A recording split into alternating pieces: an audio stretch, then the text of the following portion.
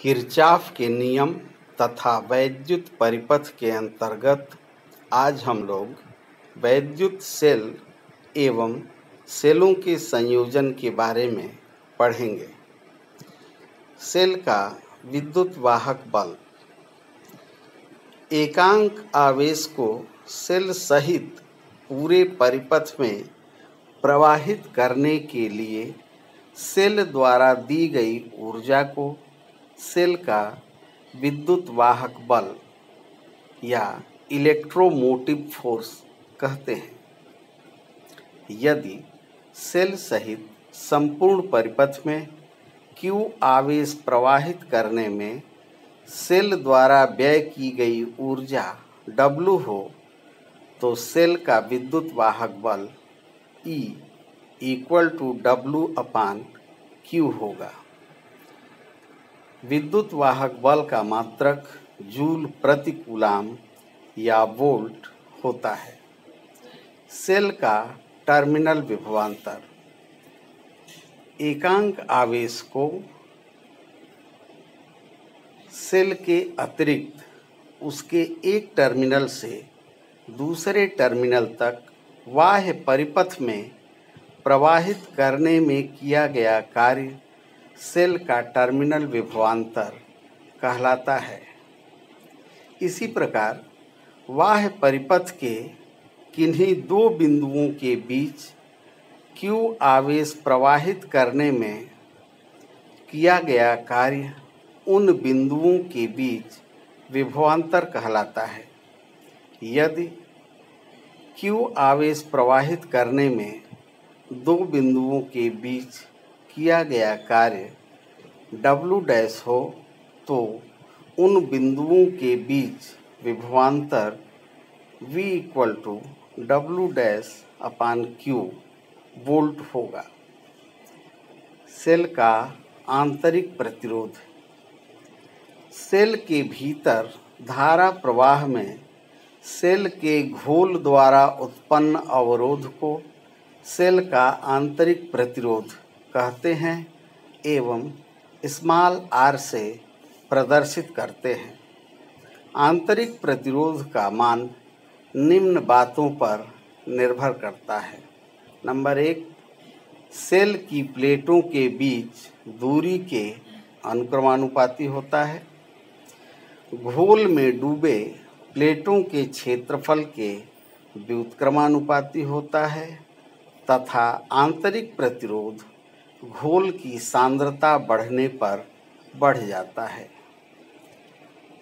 Cell के विद्युत वाहक बल, उसके टर्मिनल विभवांतर तथा आंतरिक प्रतिरोध के बीच संबंध।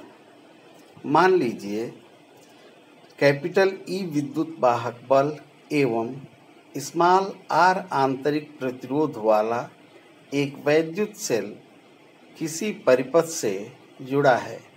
परिपथ में बाह्य प्रतिरोध R है। सेल द्वारा परिपथ में I धारा T समय तक प्रवाहित करने में किया गया कार्य होगा W = EQ, लेकिन Q = IT होता है, अतः W = EIT। सेल द्वारा दी गई यह ऊर्जा दो भागों में व्यय होती है।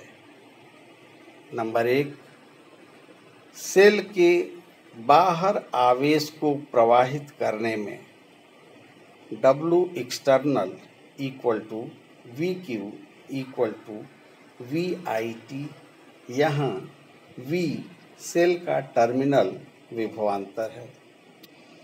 यदि प्लेटों के बीच में सेल के भीतर धारा प्रवाह के कारण विभव पतन V' हो तो सेल के भीतर व्यय होने वाली ऊर्जा W internal = V'/Q, लेकिन V' = I × आंतरिक प्रतिरोध R एवं Q = IT। इसलिए W internal = I² RT। लेकिन कुल ऊर्जा W equal to W external plus W internal, इसलिए EIT equal to VIT plus I square RT, या VE equal to V plus IR। यही EV तथा R के बीच का संबंध है। अतः IR equal to E minus V, या V equal to I into capital R, या धारा I equal to V upon R होगी। इसलिए आंतरिक प्रतिरोध स्मॉल r इक्वल टू बाह्य प्रतिरोध कैपिटल R इंटू E अपान V माइनस 1। इस प्रकार प्रयोग द्वारा सेल के आंतरिक प्रतिरोध का मान ज्ञात किया जा सकता है। विशेष परिस्थिति समीकरण 4 से स्पष्ट है कि किसी सेल से धारा लेते समय सेल का टर्मिनल विभवांतर V उसके विद्युत वाहक बल E से कम होता है, लेकिन सेल को आवेशित करते समय सेल में धारा विपरीत दिशा में प्रवाहित होती है। तब E equal to V minus IR या V equal to E plus IR, अर्थात सेल का टर्मिनल विभवांतर उसके विद्युत वाहक बल से अधिक होता है। सेलों का संयोजन। सेलों को दो प्रकार से जोड़ा जाता है, श्रेणी क्रम में एवं समांतर क्रम में। सेलों का श्रेणी संयोजन। मान लीजिए विद्युत वाहक बल E तथा स्मॉल r आंतरिक प्रतिरोध वाले N सेल बिंदुओं AB के बीच जुड़े हुए हैं। अतः AB के बीच प्रभावी विद्युत वाहक बल NE तथा प्रभावी आंतरिक प्रतिरोध NR होगा। सेलों के संयोजन द्वारा बाह्य प्रतिरोध कैपिटल R में धारा भेजी जा रही है।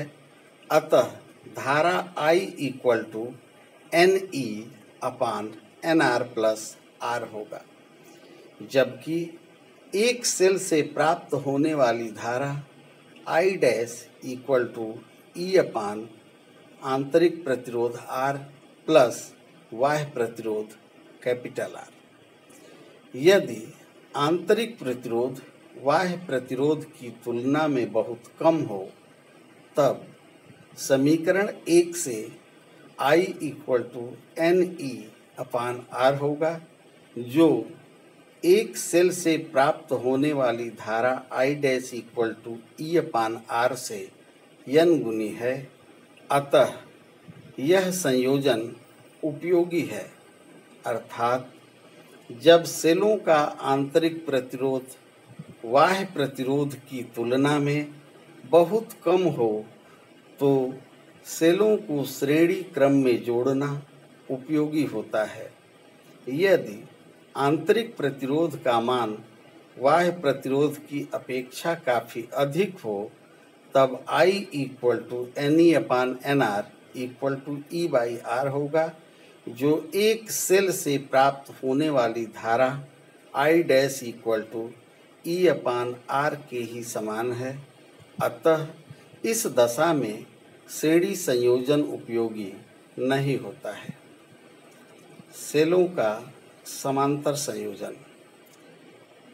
मान लीजिए विद्युत वाहक बल E तथा आंतरिक प्रतिरोध स्मॉल r वाले N सेल बिंदुओं AB के बीच चित्र के अनुसार समांतर क्रम में जुड़े हैं।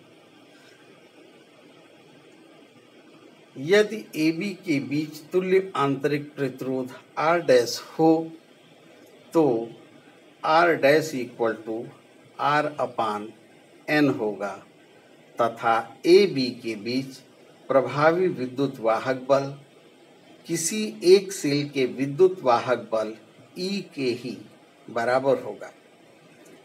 यदि इस संयोजन द्वारा बाह्य प्रतिरोध R में धारा भेजी जा रही हो तो परिपथ में धारा I equal to E upon R dash plus R equal to E upon R by N plus R या I equal to NE upon small r plus N into capital R। लेकिन एक सेल से प्राप्त होने वाली धारा I dash equal to E upon R plus R होगी।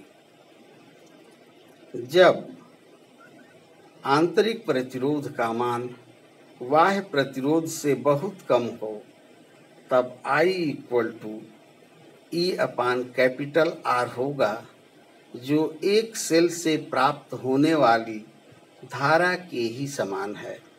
अतः इस परिस्थिति में यह संयोजन उपयोगी नहीं होगा। लेकिन जब आंतरिक प्रतिरोध का मान बाह्य प्रतिरोध की तुलना में काफ़ी अधिक हो तो समीकरण 1 से I equal to NE upon small r होगा जो एक सेल से प्राप्त होने वाली धारा I dash equal to E upon R से N गुना है। अतः स्पष्ट है कि जब सेलों का आंतरिक प्रतिरोध परिपथ के बाह्य प्रतिरोध से अधिक हो तो दिए गए सेलों को समांतर क्रम में जोड़ना अधिक उपयोगी होता है। आज के लिए बस इतना ही। धन्यवाद।